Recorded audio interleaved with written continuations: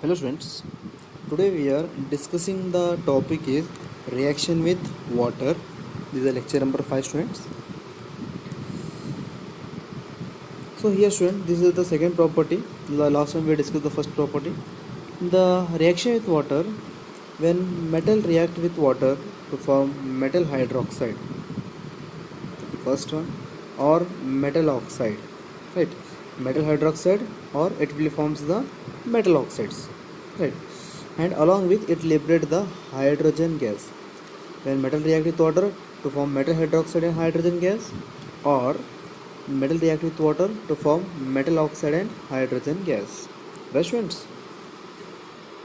Look at here students, I am given the two example here. The first one, the metal react with water to form metal hydroxide and liberate hydrogen gas. The first reaction. The second one, metal react with water to form metal oxide and hydrogen. Right. So it means there is a possibility of the to form product, either this product or this product. Example, potassium react with water to form potassium hydroxide and liberate hydrogen gas.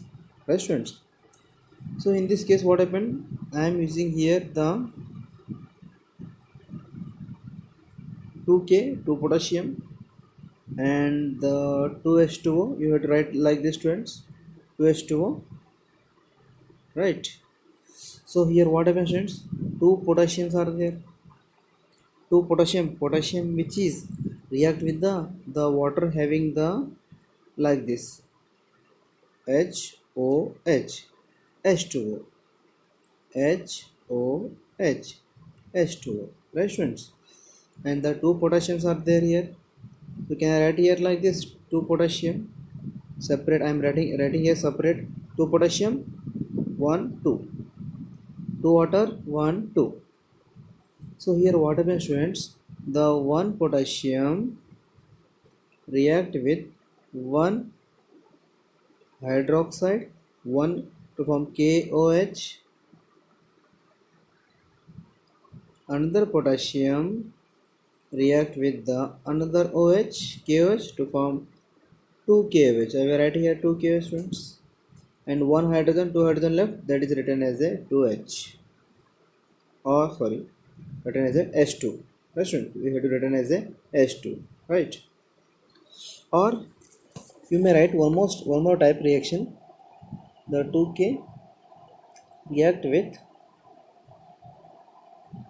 2H2O. Right students? So here what happens students, the water in which the two hydrogen and one hydroxy, one two hydrogen and one oxygen is present. So what we have to do here, the one potassium valency 1, right? So it reacts with the one OH from the water to form, so water you have to write like this students, right? First I am using the only 1K out of 2, I am using 1K, right? So it react only this OH, to form the KOH, 1 KOH, right? One more K left here, so right here K. One more water is left here, so right here the OH. So this K react with the OH, so KOH one time, KOH two times, so two times. So tell me how many hydrogens are left, two hydrogens, so you have to write here 2 like this, right students? Okay. Similarly calcium students, the react with the water, how many water, 2H2, because calcium valence is 2, so that's why I am using here only one calcium and 2 water, right? Similarly the calcium H2O, this is one more H2, and this is O, B, right, oxygen. So one calcium valency 2, so it means it react with the two species. So one calcium attack the 2 hydroxyl group, 1 calcium attack the 2 hydroxyl group. This is first one, the second one. So you have to write here the calcium hydroxide and 1 hydrogen, 2 hydrogen. So you have to write here the plus H2. Right, students? So I have written here, students. This reaction is here. Right? I hope you understood this reaction. So similarly, students, the aluminium. So aluminium react with water to form aluminium oxide. Right? Aluminium react with water to form aluminium oxide. Aluminium is not easily react with, not easily form the hydroxide, because aluminium which is react with water, it cannot form the aluminum hydroxide, because aluminum is cannot dissociate the bond of HOHH. It cannot dissociate this bond, so that's why it cannot form aluminum hydroxide, rather than it forms aluminum oxide. Right, students? So experimental demonstration, students. I am showing the one experiment here. A glass wool soaked in water. It means one of the I am using the glass wool I am using here, which is dipped into the water. That is right, wet glass wool, right, kept into the boiling tube, right, boiling tube, like this, students. This is the boiling tube, students. This is the boiling tube in which I kept here the one glass wool, right. This is a glass wool. Second point, a metal sample is heated on the burner. Glass wool heated in the another burner. I am kept here one metal. M is the metal. So I am heating with this burner.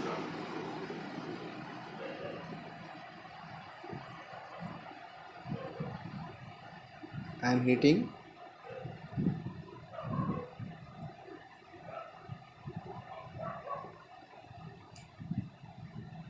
So I am heating with this burner. I am heating, right, burner. Then what happened? So glass wool contain the water, right. When we are heated, it liberates the water vapor, that is we call it as steam. Right. Though steam, glass wool contain water moisture. When we are heated, then what happened? All the water moisture are removed and react with the water. Or react with the metal. Then metal react with this steam H2O to form metal oxide and liberate hydrogen gas. The steam pass over the hot metal. The metal react with steam to form metal oxide and hydrogen gas. Hydrogen gas came out to control over the jar, right? And the hydrogen gas, when we are enter into the gas jar, it gives the pop sound, right? So I will show the demonstration, student. Look at here. So here the glass wool, I am using glass wool, which is the wet glass wool. Wet means these glass wools are dipped into the water. So glass wools are the absorbing water molecules, right? And this is the boiling tube. This is one of the boiling tube, students. Right, students? So this is the glass wool. And I had to kept here one metal, any metal, zinc, copper, iron, any metals. When you are heated this one here, then what happened? The glass wool which contain the water moisture, they are passes into the metal. Water moisture from glass wool, they are passes into the metal. Then metals are react with the water to form metal oxide and liberate hydrogen gas. So here whatever the metal is there, this metal, these metals react with the water moisture or steam, which is the steam which is appear from the glass wool, right? So this is the M stand for metal, Metal react with the oxygen to form metal oxide, and what is left here? Hydrogen gas is left here. So that hydrogen enter into the delivery tube, and it gives the, it is not visible to our eyes, but when it enter into the water containing jar, it look like a bubbles and collected here, right students? So it means the metal which this is the one of the experimental demonstration. Metal react with the water to form metal oxide, right students? So order of reactivity of metal. So which metal is more easily react with water? So that is order of reactivity. So metal with water reactivity, which metal is more easily react with water, right? So magnesium is more easily react than aluminum. Aluminum is more easily react than zinc. Zinc is more easily react than iron. It means magnesium is more reactive towards water molecules, and iron is less reactive towards water molecules, right students? I will give one more example here students. We kept here magnesium, aluminum, zinc and iron, right? So you have to kept in the one chamber, and in which you are passing the water vapors, right? So here I am using the 4 chamber, 1 2 3 4, 4 chamber. So here metal react with the water in the first chamber. Magnesium metal react with water. Magnesium react with water to form magnesium oxide and hydrogen, right? So think that, given I will example, this is the reaction can take place within 1 second, and this reaction will be take place at the 2 second. This reaction will be take place at the 3 second, and this reaction will be take place at the 4 second. So tell me students, which one is more reactive towards water, which is more easily and more fastly react with water molecules? Which one students? Yes, magnesium, because it reacting in a 1 second. Aluminum reacting with water to form aluminum oxide, that is in 2 seconds. Iron react with water to form zinc oxide, that is zinc react with water to form zinc oxide, that is 3 seconds. Iron react with water to form iron oxide, that is 4 seconds. It means the magnesium is more fastly react with water as compared to other metal. Right students, this is the reactivity. Next students, metal react with dilute acid. So metal react with dilute acid to form metal salt and liberate hydrogen gas. Right students? The sodium metal react with hydrochloric acid, the acid students, to form sodium chloride. Already we are discussed in this last chapter, and liberate hydrogen gas. So here students, the 2 sodium react with the 2 HCl. Why? Because sodium valency 1, chlorine valency also 1.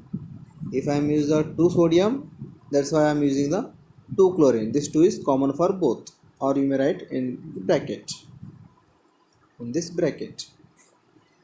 So what happens students here? The 2 sodium react with the 2 chlorine to form sodium chloride and liberate hydrogen gas.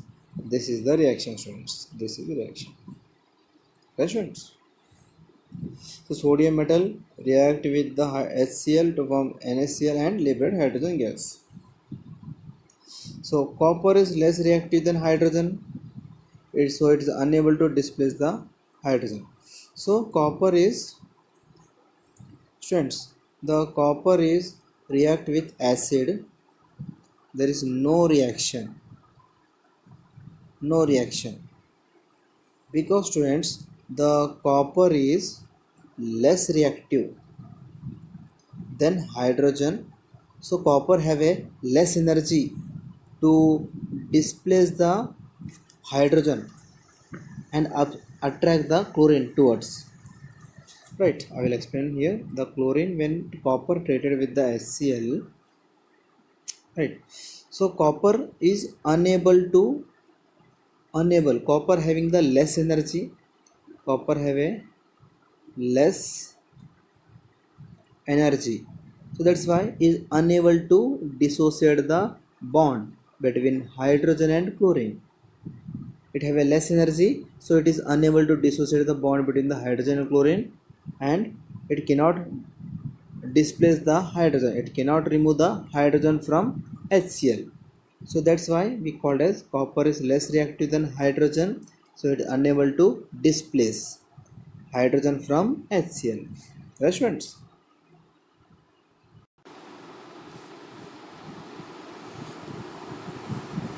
Okay, students. Here the metal react with sulfuric acid. Metal react with sulfuric acid to form metal sulfate and hydrogen gas. The example sodium react with sulfuric acid to form sodium sulfate and hydrogen gas. Right, students? Look at here, students. So students, make here correction, students. Here make 2Na react with H2SO4 to form Na2SO4.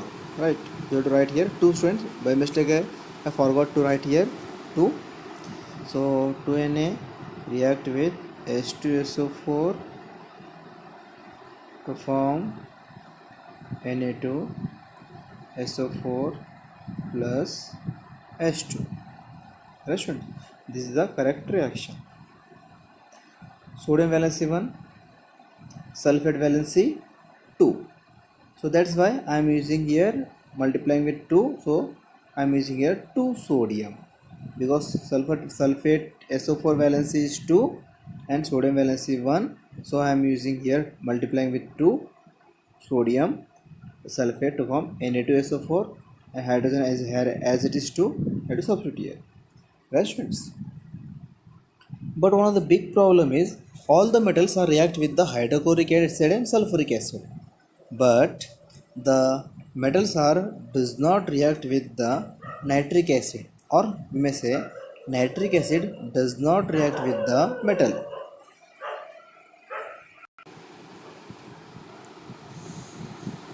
So when nitric acid treated with zinc, rather than formation of hydrogen gas, here it forms water. It means the nitric acid oxidizes its hydrogen. It oxidizes hydrogen to form H2O, students. Right, students? Once again I will tell you, when nitric acid treated with metal, nitric acid NO3, it oxidizes its hydrogen. Nitric acid in which water the hydrogen is present, right? So the hydrogen oxidizes to form H2O. Rather than liberation of hydrogen gas, it forms H2O. So that's why it is called as a oxidizing agent. It oxidizes hydrogen gas. Nitric acid HNO3, it oxidizes hydrogen to H2O. Right, this is called the oxidizing agent. Right, so hydrogen here, this hydrogen turns into H2O. Right, this is called the oxidizing agent. Nitric acid is the oxidizing agent. Right, students? But students, the nitric acid very dilute, at very dilute form, it will react with metal to liberate hydrogen gas. It means the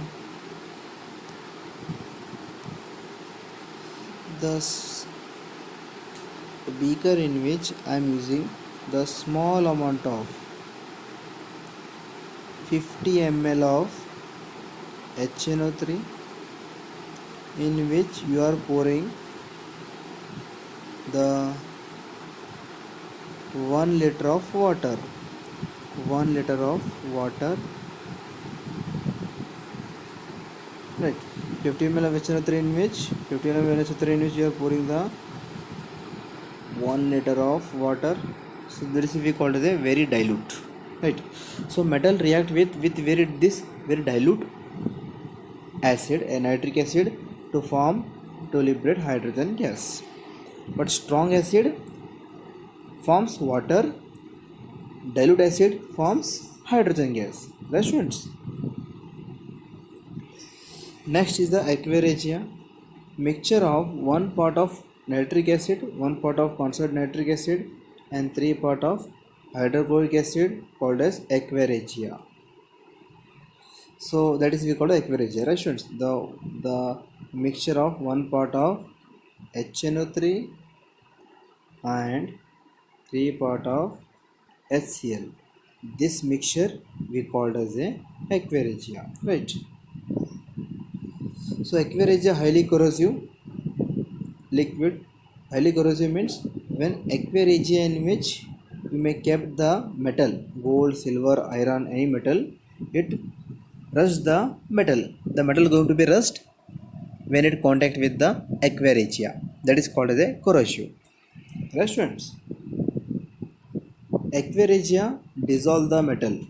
Gold, silver, platinums are dissolved in aqua regia. Right, students?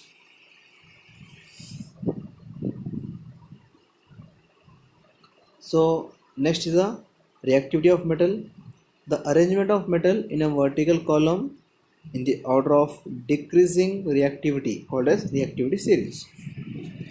The metals we are arranged in the column wise, in which top is we are considered as a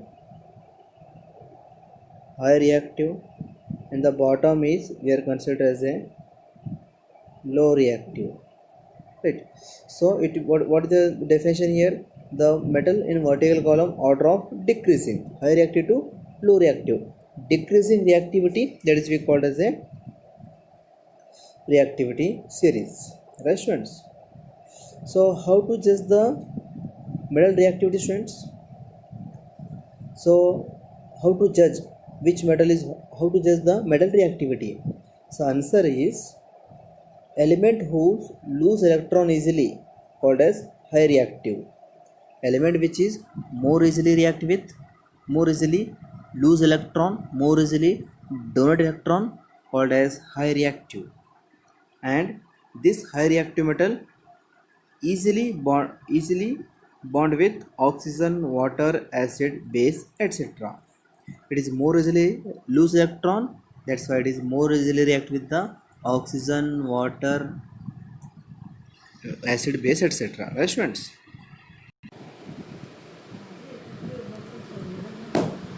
So here the element, this is example magnesium, zinc, sodium, etc. students, right? So metal who lose electron less readily or hardly, such metal called as a less reactive metal. These less reactive metals are not easily react with the oxygen, water, acid and base. Example copper, gold, silver, platinum. Right, students? So this is the reactivity metal, students. The potassium is more reactive. Potassium is the more reactive. Then sodium is more active than calcium more active than aluminum, carbon is more active than zinc is more active than iron is more active than tin is more active than lead is more active than copper, hydrogen more active than copper is more active than gold is more active than silver. So this is the reactivity series, students, right? This is the reactivity, students, right? So how to remember this one?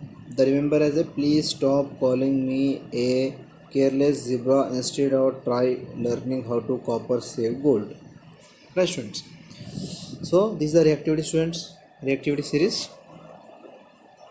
This is the top of the element from potassium to tin, which is the high reactive element, right? And copper, gold, silver is less reactive element. Right, students? So this is the today topic, students. I hope you understood. If you find any doubt, ask me, students. Thank you so much.